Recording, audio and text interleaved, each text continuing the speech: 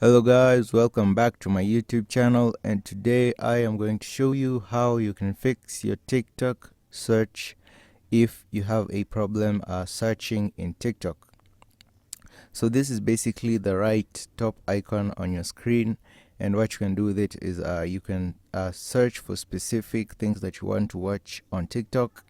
And sometimes if it fails to work, what you can do here is you can go ahead and click on your settings. So what I'm going to do here is I'm going to click on profile on the top bottom of my screen. Click on the three bars on the top right corner of your screen, and you want to go ahead and click on settings and privacy. Now you can scroll all the way down,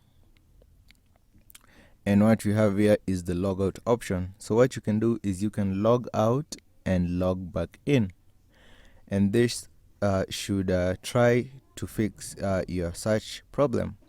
If this does not work, then you can go ahead to your settings.